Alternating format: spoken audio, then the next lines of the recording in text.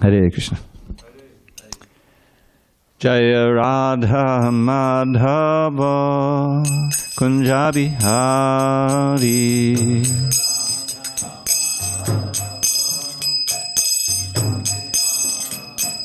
Jaya Radha Madhava Kunja Bihari.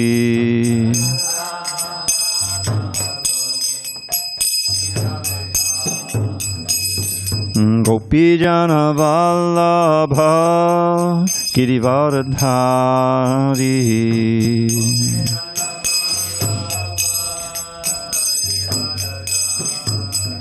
Jaya Gopi Jana Vallabha Girivardhari.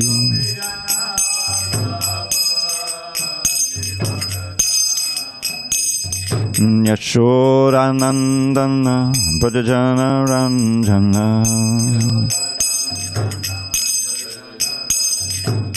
Yashodanandana Brajana Ranjana. Yamuna Tira Vanachari. Yamuna Tira Vanachari. Jaya Radha Madhava Kunja Bihari.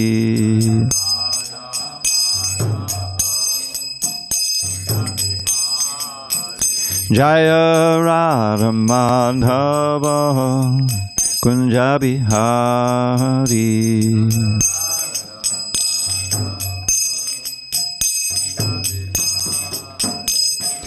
Gopi Jana Vallabha Girivardhari.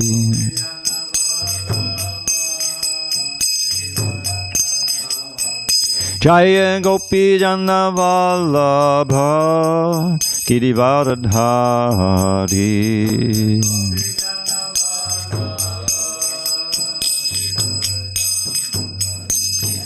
Yashodanandana Brajana Ranjana. Yashodanandana Brajana Ranjana. Yamuna Tira Vanachari. Yamuna Tira Vanachari. Jaya Radha Madhava Kunja Bihari.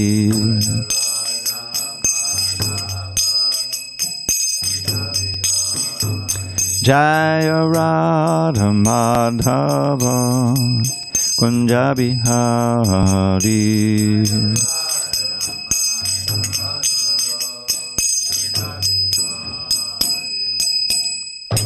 Jaya Mr. Pad Paramahansa Parivajikacharya Ashtotartha Shri Srimad His Divine Grace Srila A.C. Bhakti-Vedanta Swami Prabhupada Ki Jai. ISKCON BBT Founder Acharya Srila Prabhupada Ki Jai. Jai Om Vishnupad Paramahansa Parivajikacharya Ashtotartha Shri Srimad His Divine Grace Srila Bhakti Siddhanta Saraswati Thakur Ki Jai.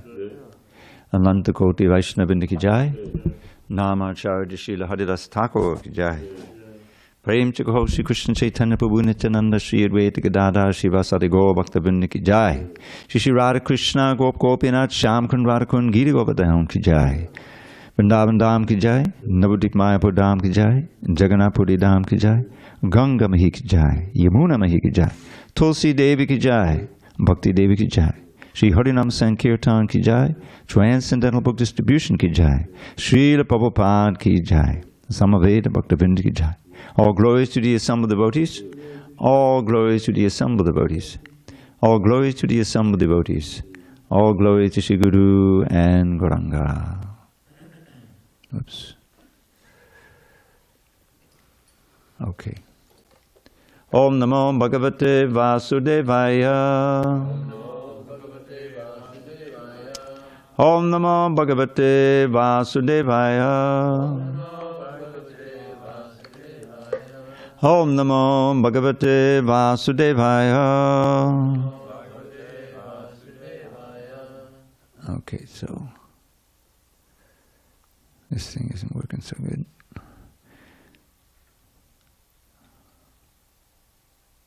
All right. On the 17th day of July, 2023 in San Diego, we're reading from Srimad Bhagavatam, translation and commentary by His Divine Grace, HG Bhakti-vedanta Swami Prabhupada. And we're reading Srimad Canto 6, Chapter 16, Text 41 today. Vishimamatir Nayatra Nirnam Tvam Ahamiti Mama Taveti Chayad Anyatra Vishama Diya Rachito Yaha Sa Hi Abhishuddha Chayushnur Adharma Bahulaha Vishimamati Nayatranam Tvamahamati Mamatabeti Chayaran Yatra Vishamadiya Rachito Yach Sayabhishuddha Chayushnur Adharma Bahulaha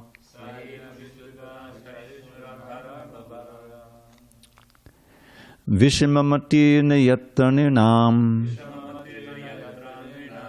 Tvamahamati Mamatabeti Chayaran Yatra Vishamadiya Vachito Yah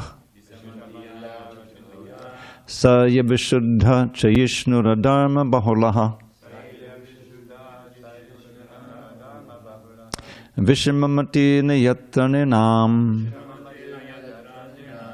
Tvamahamati Mamatabeti Chayaran Yatra Vishamadiya Vachito Yach Sayabhishuddha Chayushnura Dharma Bahulaha.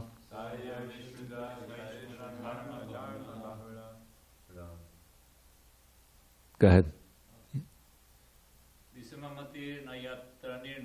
Vishamamati Nayatranam Tvamahamati Mamatabeti Charan Yatra Vishamadiya Vachito Yach Sayabhishuddha Chayushnana Dharma Bahulaha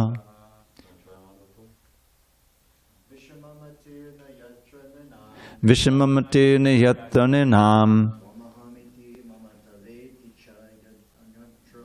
Tvamahamati Mamatabeti Charan Yatra Vishamadiya Vachito Yach Sayabhishuddha Chayushnana Dharma Bahulaha. You've been practicing. Vishamamati Nayatranam Tvamahamati Mamatabeti Chayarantra Vishamadiya Vachito Yach Sayabhishuddha Chayushnana Dharma Bahulaha. Kevin, you don't have to do it. Vishamamati Nayatranam Tvamahamati Mamatabeti Chayarantra Vishamadiya Vachito Yach Sayabhishuddha Chayushnana Dharma Bahulaha. Vishama, unequal. Your religion, my religion, your belief, my belief. Matahi, consciousness. Na, not. Yatra, in which. Nirnam, of human society. Tvam, you. Aham, I. Iti, thus. Mama, my. Tava, your. Iti, thus. Cha, also. Yat, which. Anyatra, elsewhere. In religious systems other than Bhagavata-dharma. Vishamadhyā, by this unequal intelligence. Rachitaha, made. Yaha, that which. Saha, that system of religion. He, indeed. Avashuddhaha, not pure. Chayishnuhu, temporary. Adharma bahulaha, full of irreligion. Translation. Chitraketu is praying to Sankarshan. Being full of contradictions, all forms of religion but Bhagavata-dharma work under conceptions of fruitive results and distinctions of you and I and yours and mine. The followers of Srimad Bhagavatam have no such consciousness. They are all Krishna conscious, thinking that they are Krishna's and Krishna is theirs. There are other low-class religious systems which are contemplated for the killing of enemies or the gain of mystic power. But such religious systems, being full of passion and envy, are impure and temporary. Because they are full of envy, they are full of irreligion. Time out.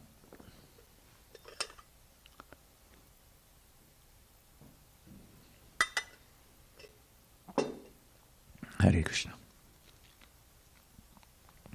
Srila Prabhupada's purport.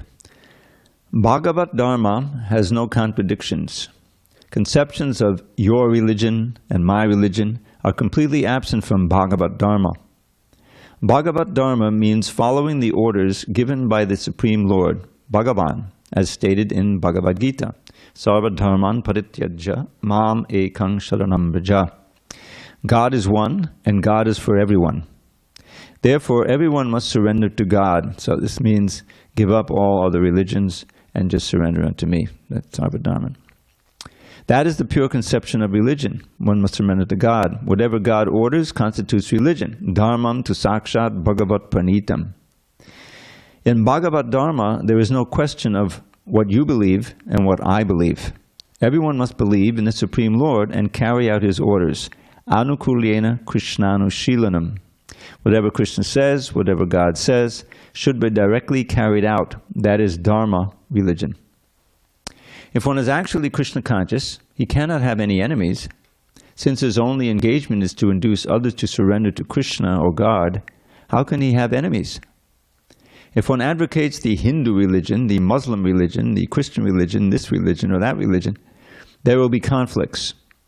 History shows that the followers of religious systems without a clear conception of God have fought with one another. There are many instances of this in human history. But systems of religion that do not concentrate upon service to the Supreme are temporary and cannot last for long because they are full of envy. There are many activities directed against such religious systems, and therefore one must give up the idea of my belief and your belief. Everyone should believe in God and surrender unto Him. That is Bhagavata-dharma. Bhagavata-dharma is not a concocted sectarian belief, for it entails research to find how everything is connected with Krishna. Ishavasam idam sarvam. Okay. I'm skipping these references if you're following them anywhere. Well, I guess no one has a book. Because these are inserted by the Veda-based people. When you see the brackets, it's not in the book. The ones that are in parentheses you can read. Sarvam Kalvidam Brahma. Brahman, the Supreme, is present in everything. Bhagavata-dharma captures the presence of the Supreme. Bhagavata-dharma does not consider everything in the world to be false. Because everything emanates from the Supreme, nothing can be false. Everything has some use in the service of the Supreme. For example, we are now dictating into a microphone and recording on a dictating machine. And thus we are finding how the machine can be connected to the Supreme Brahman. Since we are using this machine in the service of the Lord, it is Brahman. This is the meaning of Sarvam Kalvidam Brahma. Everything is Brahman because everything can be used for the service of the Supreme Lord. Nothing is mithya, false. Everything is factual. Bhagavata-dharma is called Sarvotkrishta, the best of all religious systems, because those who follow Bhagavata-dharma are not envious of anyone. Pure Bhagavats, pure devotees, invite everyone without envy to join the Krishna consciousness movement. A devotee is therefore exactly like the Supreme Personality of Godhead. Suridam sarva bhutanam. He is the friend of all living entities. Therefore, this is the best of all religious systems. Whereas so-called religions are meant for a particular type of person who believes in a particular way, such discrimination has no place in Krishna consciousness or Bhagavata-dharma. If we scrutinize the religious systems meant for worship of demigods or anyone else but the Supreme Personality of Godhead, we will find that they are full of envy and therefore impure. Om jnana timarandasya jnanandana shalakaya chakshur unmilitam mena tasmai shri gurave namaha. I was born in the darkest of ignorance, but my spiritual master Srila Prabhupada opened my eyes with the torchlight of knowledge. I offer my humble obeisance unto him and all members of Sri Parampara. So, these are very strong words by Chitraketu and equally strong words by Srila Prabhupada. The existence of competing religions in the world, and undoubtedly that's the case, indicates that these religions are defective in that they're not understanding the real nature of God. Krishna explains in the Bhagavad Gita, I am the father of every living entity. And he says very strongly, Prabhupada would often quote this verse, what is that? One who doesn't surrender to me is either a demon or, Mami parta yepisu papayonia. No, that's different. Namam dushkritano. Namam dushkritano mudha papadyante naradama maya pudita jnana asuri bhavam ashtrita. So, Krishna is laying it down there. He says, one who doesn't surrender unto me and worship me falls into these different categories. And we should understand there's some overlap there. So what's it? Namam dushkritano. The first thing is dushkritina. And Prabhupada explains this as the word kritina means someone who has qualifications. He's intelligent, he's inventive, he can make things, he can influence people like that. But he uses it for dush, for the wrong purpose. And the Prabhupada gave the perfect example of the creation of the atom bomb. The creation of the atom bomb required a tremendous effort during World War II. Manhattan Project, it was called. It was kept completely secret.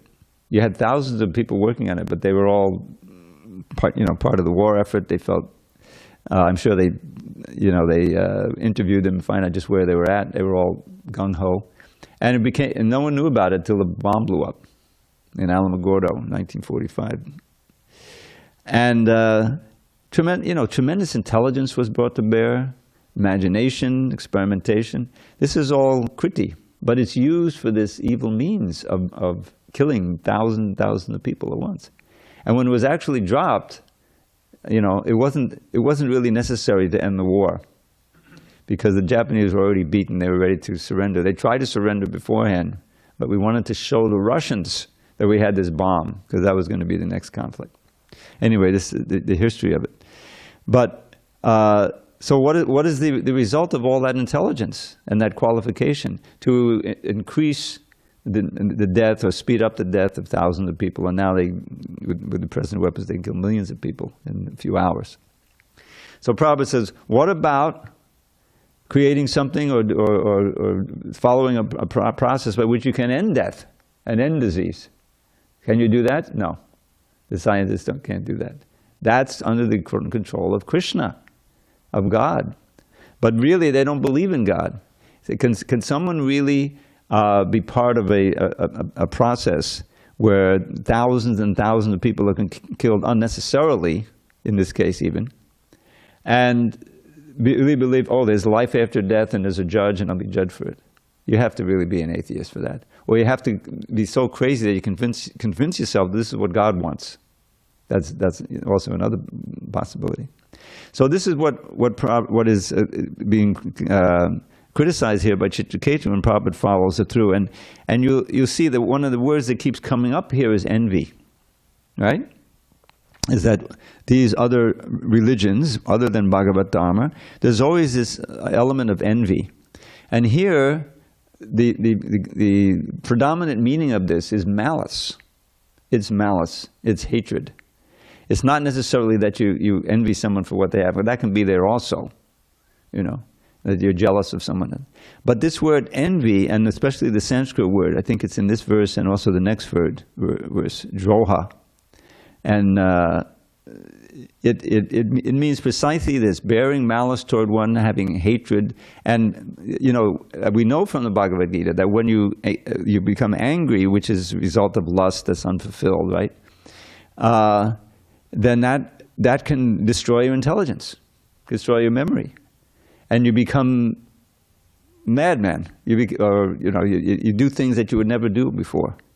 And it infects your whole body, and this anger. And what is hatred but just anger that becomes impacted over time, right? In other words, you're angry, and then you just sustain that towards something, toward a whole race, toward a whole country, you know, like that. And this is what the demonic countries, they try to harness that, and they get those people in the army, and they have a demonic force. So this is very important because so many wars, as we've all known, have been fought for religious purposes. Now, if you read Krishna book, there's a lot of wars. You know, Krishna's killing a lot. But all of that, we have to remember, all of that is completely auspicious. Whoever gets killed by Krishna, he's benefited. And Krishna has this mission that he states very carefully in the Bhagavad Gita. When yada yada hi dharma se glani bhavati bharata. Now here's this word dharma coming up. It's all about Bhagavata-dharma. When there are discrepancies and real dharma has become eclipsed, yada yada, whenever there is, yada yada hi dharma se glani bhavati abhyutanam adharma, and adharma has become prominent. Can we look around? That's what's become prominent. For many people, even the superficial following of the Christian religion is becoming. Young people are not going to church as much, and when the young people are not coming into the churches, they die, right? It's happened in Europe, in many, even more than America. It's a little late in America, but it's happening now in the United States. And why is that? Because there's so many scandals that develop this, and what happens if you go to church? You get scared.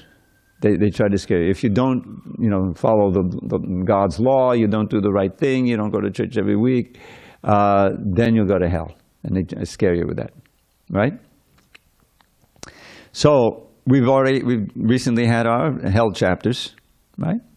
So it's real, but what is the response of a genuine devotee, Vaishnav?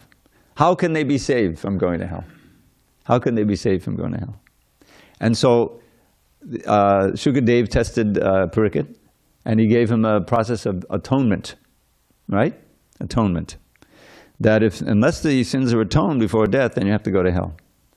But Parikshit, he rightly responded, yeah, that's okay, but what's the good of atonement if it doesn't really uproot the desire to perform the sin? Then you just go back to sinning and suffering. So that was very perceptive. And so that is the test of real Bhagavata-dharma, is that it changes your character so that you don't want to sin anymore. It's not that you have to grit your teeth and say, oh, I'd like to do this sin, but I know if I do that, I'm going to hell, so I won't do it. You come to I don't want to perform that anymore. I'm not attracted. That's real religion. And what is the criteria right at the beginning in the second chapter? What is that? He said, Dharmak svanustitak pungsam vishraksena katasayak nodpariyet yadi ratim shrama evahi kevalam. He's talking about dharma, what's real dharma. And he says, if you're following some kind of dharma, but it doesn't increase your interest in hearing about God, then it's shrama eva kevalam. It's simply a waste of time. And more than a waste of time, it's sending you down a road that's a dead end. The so-called dharma becomes a way in which you can participate in sin. You know, you go to the church picnic. So many hot dogs, so many hamburgers. They don't know anything. In the name of religion, they're just making people more sinful. You see, and then all the money, you know, the cheating, the head of the religion, they're exploiting the congregation, and they're becoming wealthy, or they're worse, they're, you know, exploiting the young children that the mothers send, you know, for camp, Catholic camp and everything. And it's, you know, now I'm not denying that we've had our own problems in this regard, but we have you know, a tremendous response to it to end it and root it out. But this is endemic, and the problem is they don't have the actual philosophy that gives you the practice also that roots out this thing. It roots out this exploitative, lusty desires. So that's another point here. So Prabhupada is making the point of really this sectarianism. Your religion, my religion, your religion, my religion. There's just one religion. Surrender to God, right? Now, who is God? That's what we have to ask. What is, you know, Krishna, we have our definition provided by Parashara Muni, you know, the 6 opulences, right? Aishwaryasya, samagrasya, viryasya, yashashakshaya, jnana vairagyaschaiva, shannam bhagahitingina. The word bhaga means opulence. So these Bhagavān. So these basic categories of wealth, right? And then the word samagrasya is all, complete wealth. Viryasya, strength, power, you know, and fame, and beauty, and knowledge, and probably the renunciation. Now, renunciation here means detachment. It means detachment. It means vairagya. That's what the word is used. Now, why do I distinguish? Because one may say, oh, he had 16,000 queens, he was enjoying in 16,000 palaces. Where's the renunciation? But he proved his detachment, right? He was detached, and he eventually, of course, the most obvious thing is with the gopis, where he left during the rasa dance when they became a little proud, because he wanted to teach them, he wanted to bring out the greatest, you know, humility in them. So he's detached. But there's also this higher thing of him allowing himself to be covered by the internal pleasure energy so that he can feel attachment for Radharani. That's Lord Chaitanya. He wanted to feel the mood of Radharani in the separation and great attachment for Krishna. But who's Radharani? Read the 4th chapter, Adi Leela. It's just, everything is explained there. She's Ladini Shakti, which is Krishna's Shakti.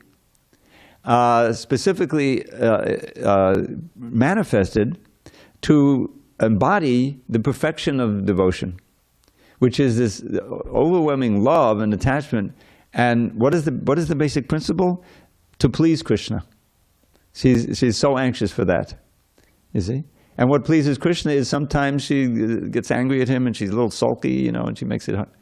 That's also part of the whole rasa. That's way up there in the conjugal rasa, you know. So we shouldn't make a mistake. That's Krishna's eternal internal energy, pleasure energy. And all of the service is under her auspices. So this conception of religion, a very detailed description of God's personality, His form, His activities, His qualities, what other religion do you find that in? You know, they may worship this demigod and so forth, but they can't hold a candle to Krishna. Sometimes they try, right? Like Indra, he's actually a devotee, but he has a very passionate mentality, and he's easily, you know. I was hearing, I have the recitation of the 10th canto, and I was just going, you know, hearing a different verse. So when the Siddharma assembly was built, he came and he gave a gift. One of the gifts was a parijata tree. And then when Krishna goes to the heavenly planets to return Aditi's earrings, which were stolen by Narakasura, so he killed this demon and he returned the earrings. And Satyabhama is there riding with him on Garuda, and all these adventures. And so He brings back the earrings nicely. She's attracted to a Parijata tree. She wants a Parijata tree, so he uproots it, and then Indra gives him a fight. He gave him the Parijata tree. And this is after the Govardhan Lila. So it's interesting, of course he took the Parijata tree, he came down. And Shukadev has a comment, he makes a comment there. Just see Indra, he keeps losing it. What kind of, he was critical of Indra. So, but it's all, based on these various relationships that Krishna has, both positive and even negative. He's killing so many demons. I was hearing about Paundraka. Paundraka is a comical figure. You don't find many things to laugh about in the Bhagavatam, but this is one of them. And when the messenger came, what kind of mentality is that? He knows that he's got this the costume on, and he's got a fake lotus and a fake thing, but he's convinced himself that he can challenge Krishna. So this messenger comes and he says, "My master Krishna, has given me this message." And he says, "You should give up your insignia. I'm the real Krishna, and I've come to reinstitute Dharma." So Krishna laughs, and the whole assembly laughs. They have a great laugh over this. So he goes there, and he's got an ally. Remember who his ally was? The king of Kashi, Kashiraj. That means Benares. So, Krishna kind of listens to him, his demands, he wants to give up his I'm giving you the chakra now, boom, and then off with his head. He's finished.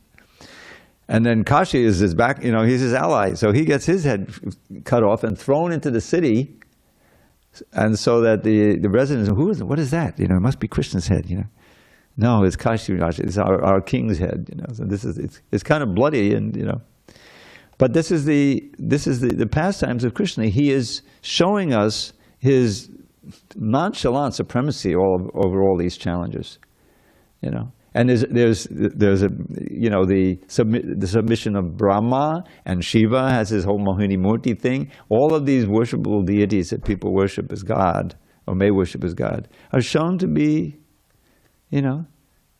completely inferior to Krishna. So, that's a lot of stories. I'm not going to believe that. We have our.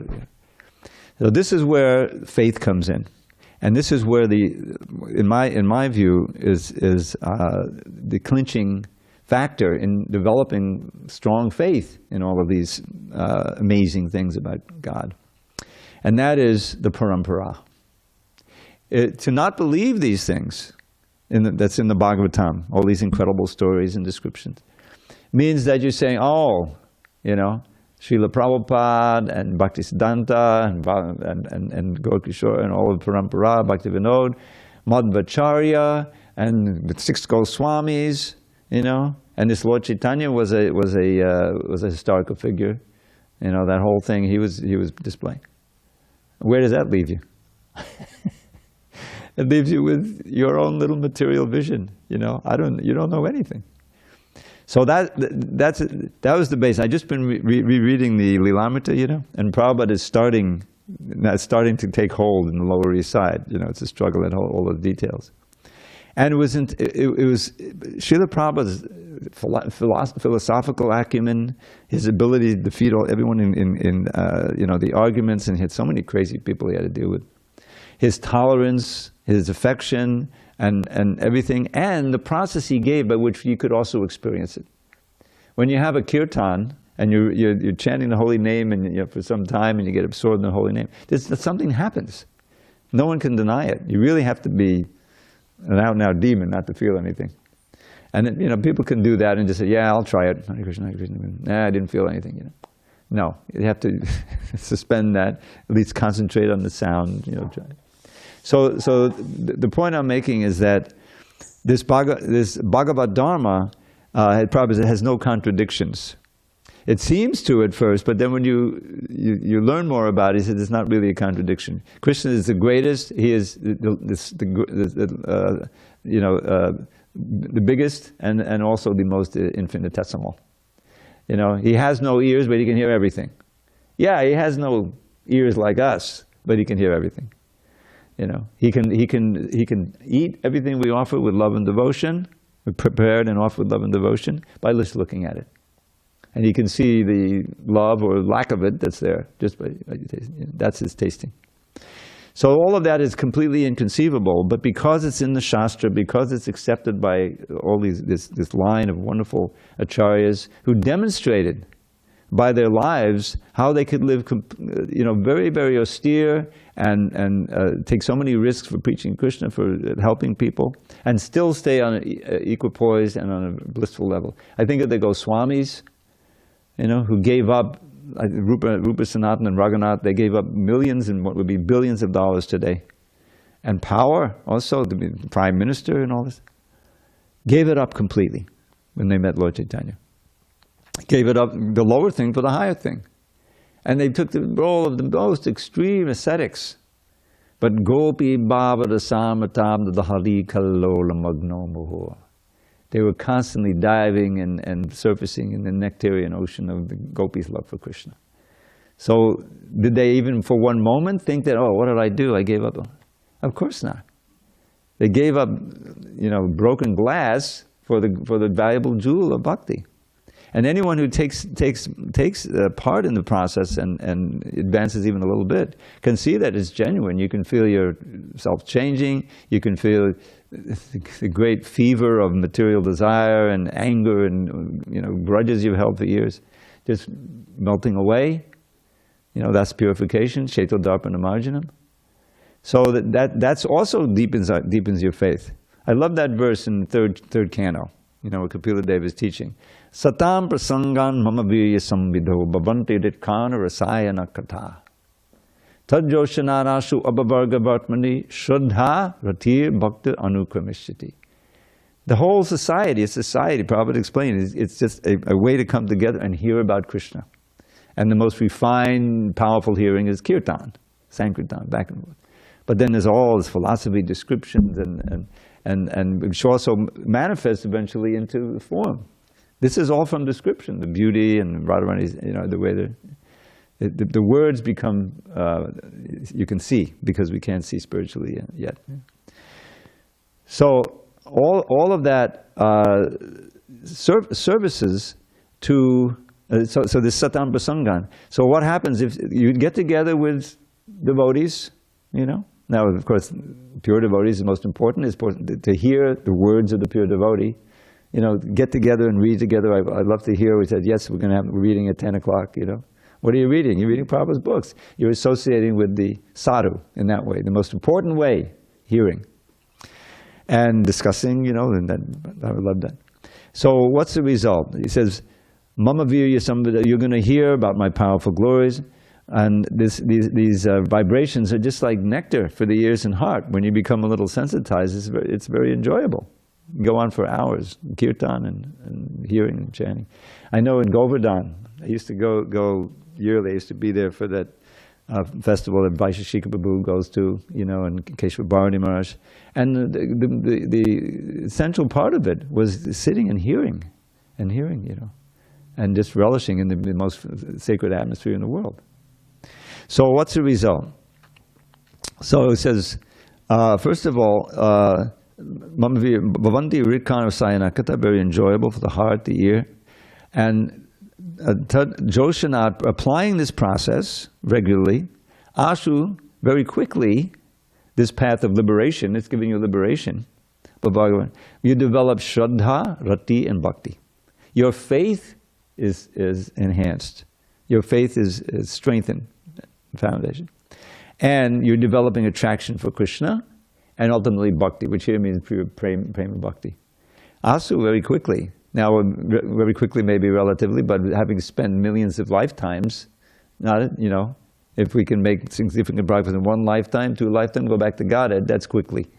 So Ashu Abhavagavata, Shraddha Bhakti Anukram is step by step.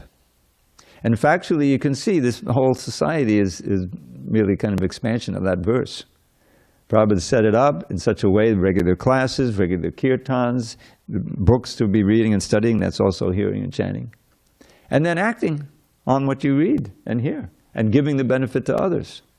That's like an endless process, right? There's always something to do for preaching, the book distribution, the book production, following the books, and the deity worship, the cooking, going out programs, meeting. It's an unlimited process. And that's real Bhagavata-dharma. What is that in the famous verse? Nashtaprayasha badreshu nityam Bhagavata-sevaya Bhagavajitamarshloke bhakti bhavati naishiki. So Prabhupada talks about Bhagavata-dharma in that purport. So it's serving the Bhagavat, things related to Bhagavan are called Bhagavan. The person Bhagavat, the book Bhagavat. When you're serving both sincerely, book Bhagavat by hearing, studying, distributing, giving, explaining, seeing the world through the eyes of Shastra. And the person Bhagavat by, doing everything that is requested, both for your sadhana and both for preaching and for all the duties. Then you advance nicely. And what happens? Your faith develops, nishta, right? What is it? Then you become naistiki. As they used to pronounce it, irrevocable. Your bhakti becomes irrevocable, irrevocable. In other words, your faith is so strong that you can't be deviated by any, philosophy. And even if you have a little trouble, you take shelter of the books and the devotees, and you get purified and go forward. And I always take solace from the verses in the Bhagavad Gita that assure you that there's no loss or diminution. That you'll be born in a situation where you can continue devotional service. It may not be on this planet. Is it really going to be a planet? Right now it's burning up. But this, both on the in geopolitical realm, it seems like getting close to the end time. And what about the climate? We're sitting here in a wonderful atmosphere. It's only 72 degrees, 73 degrees. But you go east just a few miles and it gets to be 100. You go into Death Valley, 125, 130. That's ridiculous. And Phoenix and Arizona and all these things. And it's happening all over the world. It's not just America. Because they can't control their senses. Oh, we got this car, let's burn the fuel. They've known it for years. The Exxon, the big oil company. They had their scientists in the early 80s telling them that, this is what's going to happen in this. What's their response? We got to change things. Oh no, we got to have a program to kind of keep people doubting, just like with the cigarettes for a long time. They would pay doctors to say it's not actually confirmed that cigarette is absolutely bad for your health. We believe that, right? And finally, it's hazardous to your health. But more hazardous to your health is burning all these fossil fuels. So they knew that, and their response was, this is demonic. They're making billions of dollars, so how can we keep the money spigot flowing, Well, we'll just keep people doubting, It's horrible. So what, simple living, high thinking, yes, we can use cars, but I drive about 10 miles a month now, We're living, they have these grocery deserts in the slums and, the ghetto. You can't go buy fresh food unless you take a train somewhere. But here we have 4 major supermarkets within about 2 miles. You got Ralph's, you got Vaughn's, you get like that. So we can easily get our groceries, But that's not the point. The point is that if it needs to be, then we'll live communally, farms, live simply. Whatever we do, we live as lightly on the earth as possible, and devote as much energy and as much time as possible in advancing devotional service and spreading Krishna consciousness everywhere. And that's Bhagavata-dharma. Now, one other comment here, and that's about Chitraketu, because he's talking about envy and how real religion is devoid of this envy, right? But what happens to Chitraketu? The Chitraketu, as we've read before, this is a flashback now that we've been reading. He offends Shiva and Parvati. She curses him to become a demon. He accepts it, he's devoted, whatever, it goes on. Eventually becomes Vritrasura, but he has to act like a demon, right? He's really a devotee.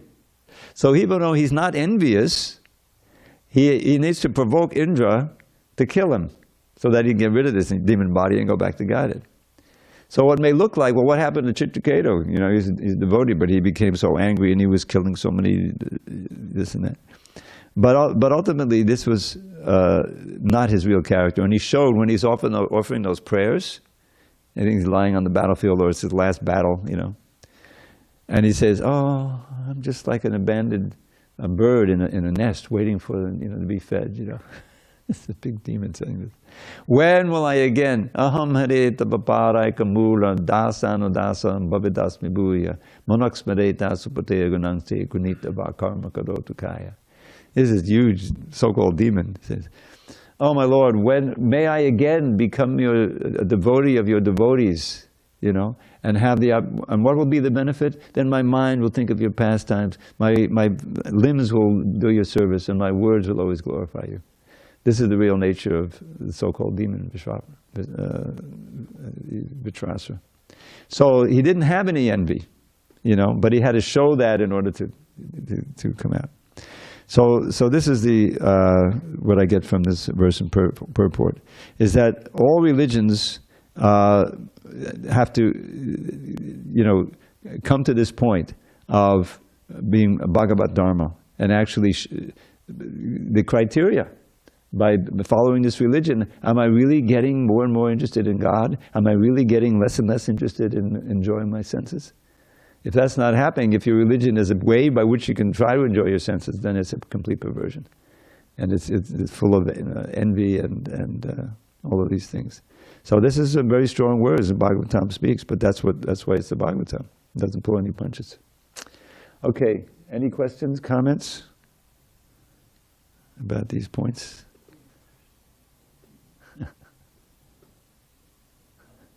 We got a pastime going on here.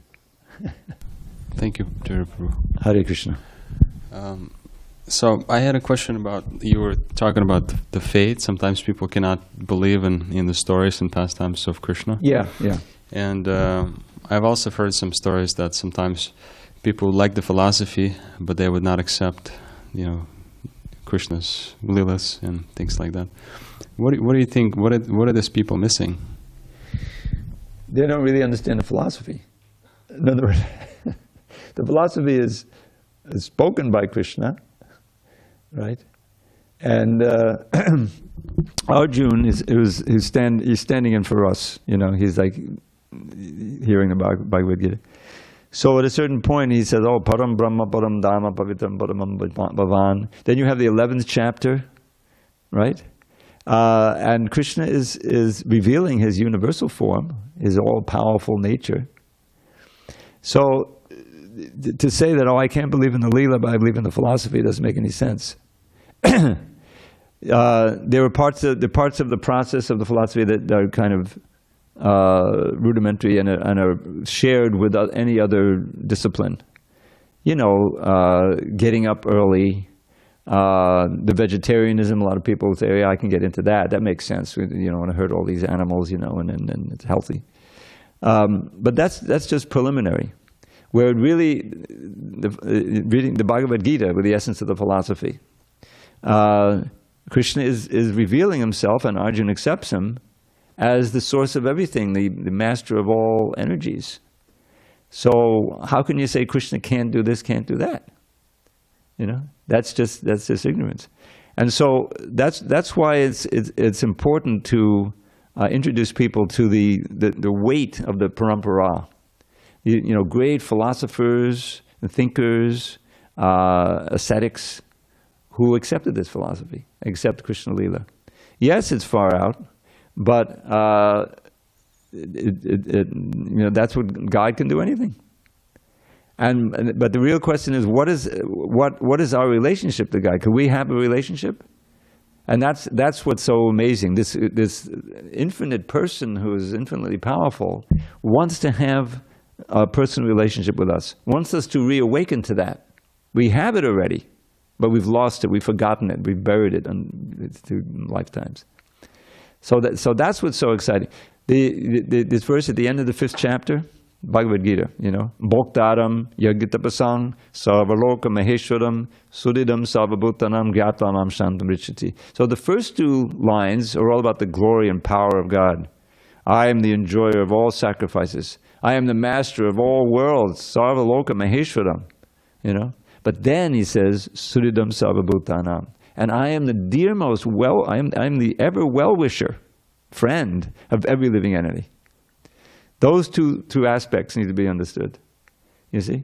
In other words, to have such a powerful friend, you know, who wants to help us, why not follow his program for how you can realize that more and more and get free from the entanglement of this material world?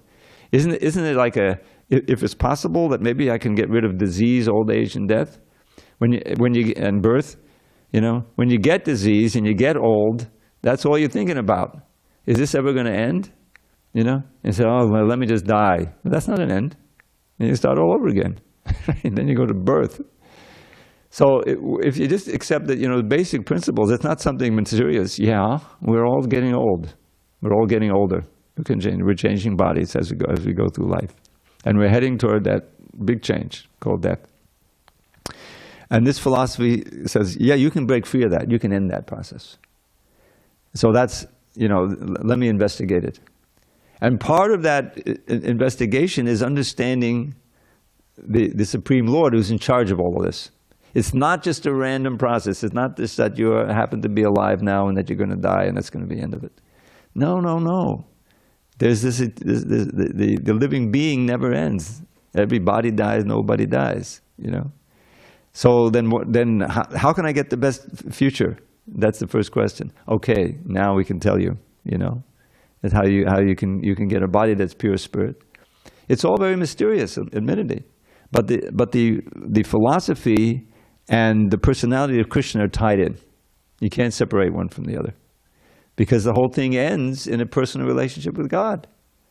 So if you don't know who God is, what He looks like, and you're awakening the most valuable thing that you have buried, your love for God, then which is part of the philosophy as well, obviously, then the only way that makes sense if he's a person, and if he can have a relationship with every living entity, with infinite entity, then infinite entities, then he must be all powerful and he can do all these things. So that it is unbelievable. You know, I'm just hearing this Krishna book, the 10th canto, and it was like, was it Ugrasena's bodyguards? 20 trillion, or, you know, maybe we adjusted it to 38 million, but that's inconceivable. How does that work? Where are they going to stand, you know? 10 quadrillion. Don't exaggerate. It doesn't matter, you know. The point is that, yes, I have to suspend my disbelief to continue this.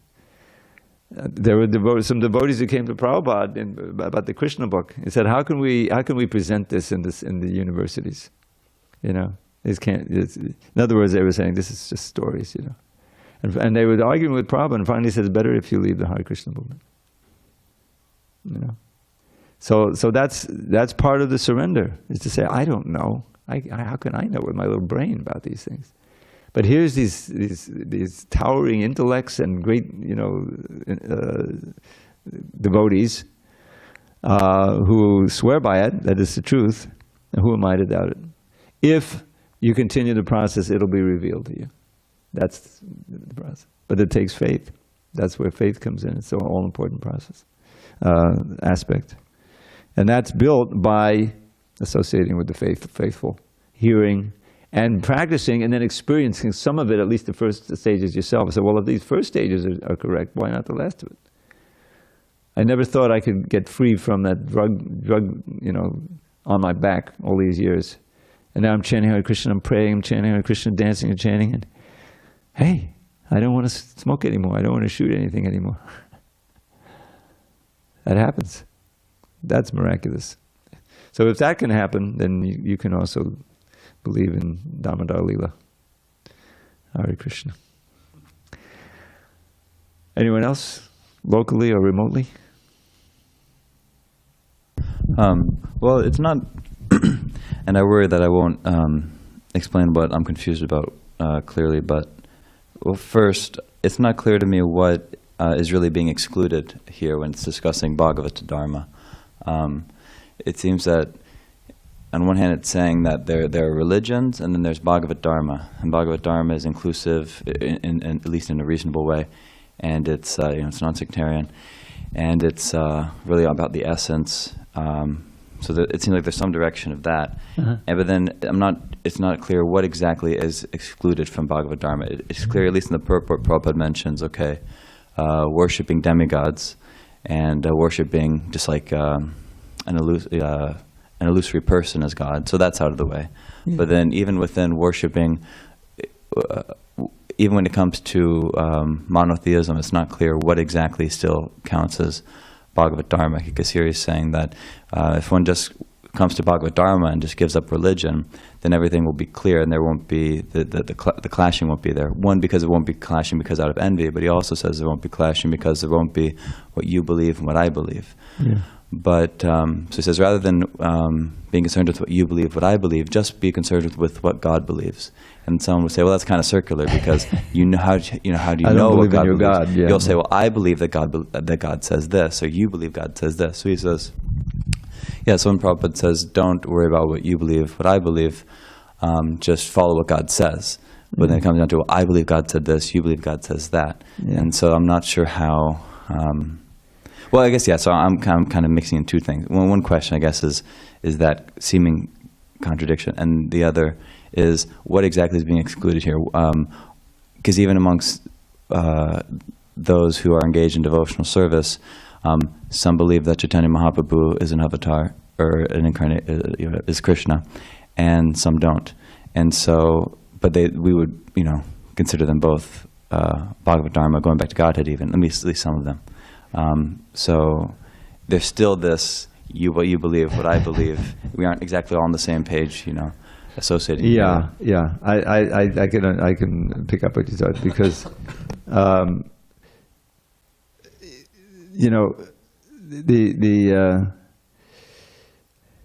the assumption is, says, like Prabhupada talks like that all the time. He says, well, Krishna says this right in the Bhagavad Gita.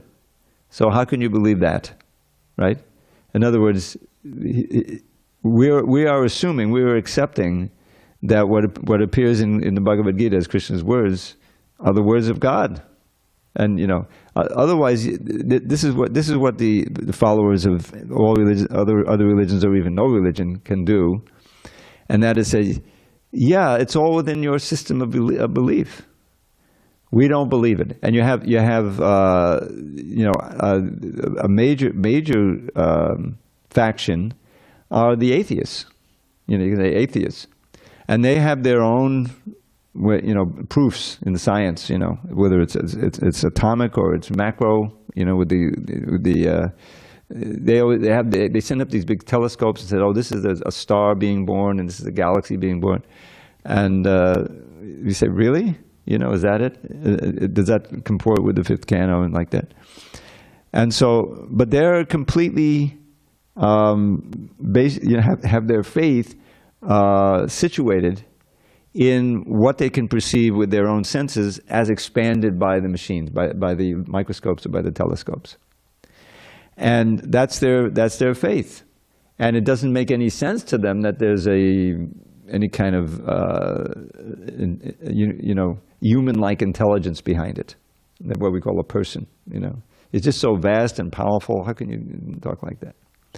So they're already down that road of disbelief, and they believe in science. They believe in that. This is a whole other faction. They're not even religious at all. And the other what Prabhupada is talking about, different religion, your religion, my religion. But their faith, has been cultivated in such a way that they are not open to getting a book, reading a book, or this and that. I have my own religion, and you probably hear that 100 times, a week. That's no thanks. I have my own religion. But that's exactly what Prabhupada is talking about here. Your religion, my religion. He says, let's go beyond that, and that's why you always say the science of self-realization. This is science. It can be directly perceived.